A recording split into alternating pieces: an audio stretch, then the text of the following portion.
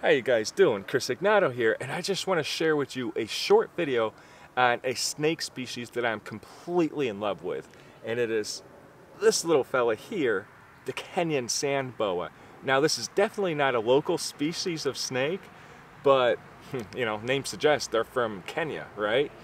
But I just love them. I work with the snake a lot during programs, and you know, believe it or not, most boa constrictors are huge, right? Well, this species doesn't get any more than 3 feet long, but usually they are a lot shorter than that. This one here is about 12 inches.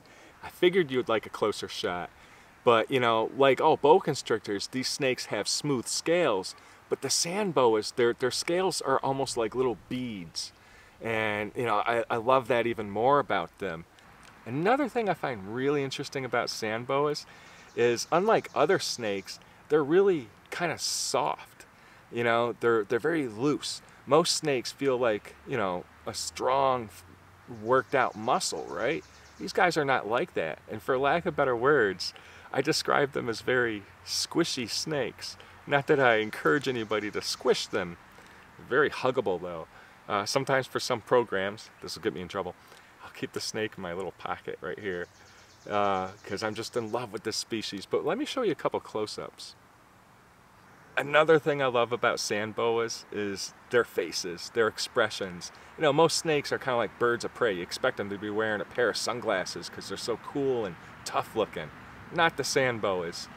I don't mean to sound offensive or anything, but they almost have a goofy face. And I mean that with all the love of my heart. Of course, their eyes are on the top of their head because they often lay submerged in sand or substrate, waiting for prey such as, you know, insects, small lizards, maybe mice, and believe it or not, even birds to come by, and then they ambush them. So similar to anacondas or crocodilians, they lay under the surface with the top of their heads sticking out so they can see their prey. The markings on these snakes are pretty cool too. Very often they'll have these dark brown blotches scattered among a orangey pinkish baseline coloration. And that's also really neat about snakes.